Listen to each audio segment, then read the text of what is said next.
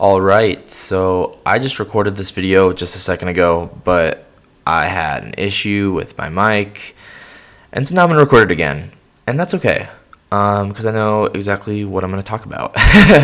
So, the stock I want to review today is Nividia, and it is basically the leader of the entire stock market. I mean, we know this. We can clearly see this on the chart. There's really not a stock out there that's like Nividia.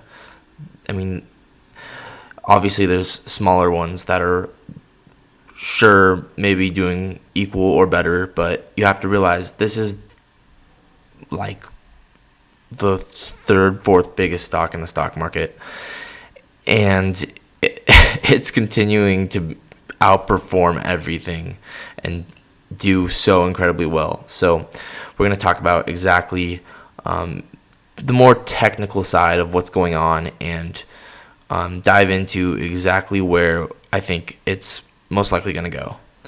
So the first thing I want to talk about is to really understand this whole move, we have to understand what key levels did it react off of and why.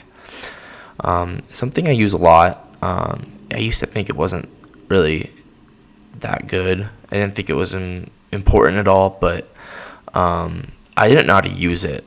So the thing I'm referring to is Fibonacci alignment tool. I don't love it on its own. I actually hate it on its own. On its own, it is so bad. But when you combine it with something real, like something slightly past an old high, like all the levels aligning slightly past an old high or an old low, it starts to gain a lot of credibility, and I will show you exactly what I mean. So if I take this final move down, you can see this was the giant manipulation leg from October of 2021 down to October of 2022. You can see the blue level lined up with that high, the red level lined up with this high, purple one with this high. And so my base case is that I think inevitably it will come up to this $1,110 range, and then past that even farther. Possibly. I can't say that with surety, but with these bubbles that happen, they tend to go on for a lot longer than people anticipate. A lot longer. So we're really going to dive into exactly how it's going to get there. And so I also want to take a look at exactly what happened in this range in 2023, the middle of 2023. So price purposely runs through old highs and old lows.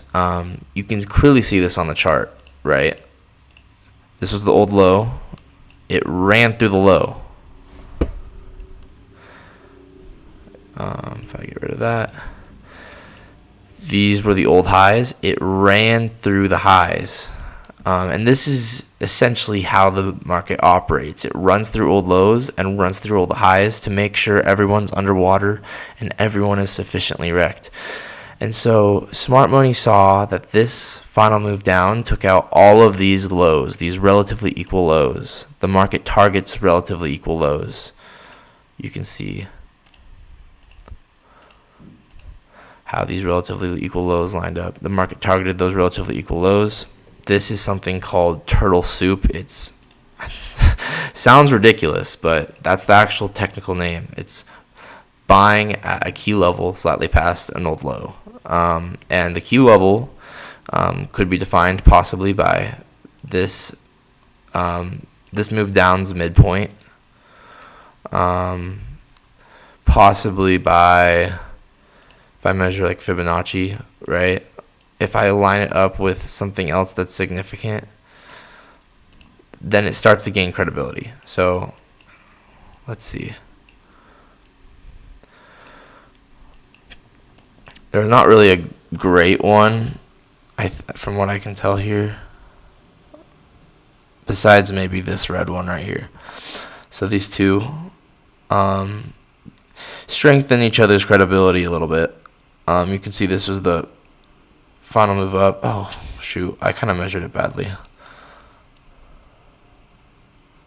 There we go. That's what I was looking at. So this is the final candle move up that took out these highs and these highs. And so that's the measurement of the final manipulation leg.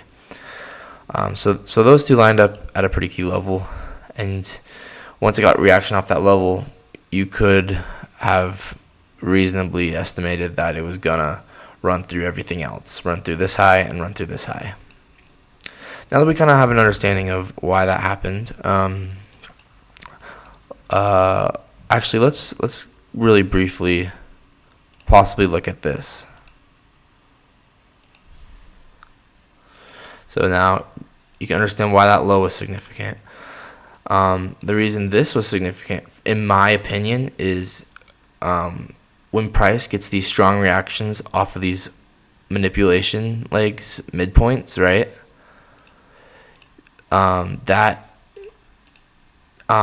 That gives it a lot of credibility that it's going to move up in a significant way in a direction. So it left these relatively equal highs. It had this reaction off of this midpoint, and then you can see it also reacted off of this midpoint or around this midpoint. And so with those highs, 3 relatively equal highs, and then once it reacted off of it, this was like a very, very optimal entry for it to rip through everything, right? And it just kept going and going, reacted off of that, which was that red Fibonacci level, if you remember. So now let's talk about what could very possibly happen next. So like we mentioned, this is like kind of the medium term end goal, right? It's wanting to get up to that. The problem is you got these lows, right? Price needs to run through old lows and then run through old highs. So I 100%, like, inevitably both of these, the lows and the highs, will be taken out, because this is a range. If it goes above these highs, the shorters will be underwater. If it goes below these lows, the people that are longing will be underwater. And so the way that price moves is it moves to make sure everyone's underwater and everyone's freaking out, so that and what happens is the smart money comes in, the institutions, and they'll buy up all these retail people that are freaking out. Same if it were to come up here first. Whichever one it takes out first, it will go in the opposite direction next. So what I think I would like to see I'd like to see all these lows taken out first. So what I mean by that is this is a draw on liquidity. This is a draw on liquidity, and so is this. And then what we need is a key level past these draws on liquidity. So I guess let's try and find that. So this is a final manipulation leg up. You got this this red one that is slightly past all the lows. We could mark that as possibly significant.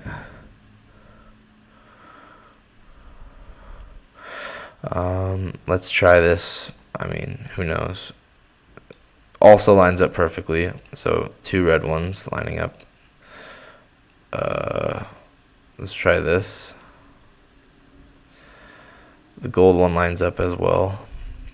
So, I mean, I could keep doing that for a while, but this level is gotten now 3 confluences. So I like this level a lot. If it comes down to this $810 level, that is a very possible reaction point. You want to wait for a reaction, but if you get a reaction off 810, then what would happen is I would anticipate it coming for these equal highs next.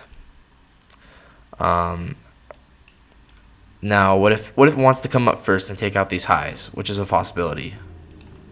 Definitely a possibility. Well, if it wants to do that, then that's fine, but that probably means that it's going to come down. It's probably going to come down next. So, where would that key level be? in my opinion, or not my opinion, it looks like it'd be around this purple area. Well, let's get some additional confluences with this. I want to make sure that this would be correct. And that kind of makes sense psychologically as well, because that's slightly past 1,000, well, that 1,009 level. Then if I measure this final move down, got that gold one. If we line that up with that purple one from way earlier, that would have also gave additional confluence that this was a high. So you can see how lining these up actually can be very, very significant. If I measure maybe this one,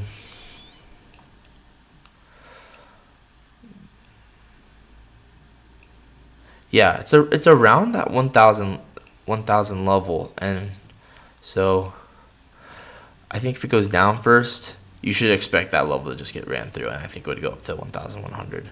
But if it comes up first, you could look at this level as a possible reaction point for it to go back down. So, but whichever happens first, I would argue that if it takes out the highs first, it'll come for the lows, and if it comes for the lows first, it'll take out the highs. That is my 2 cents on NVIDIA, and I hope you enjoyed.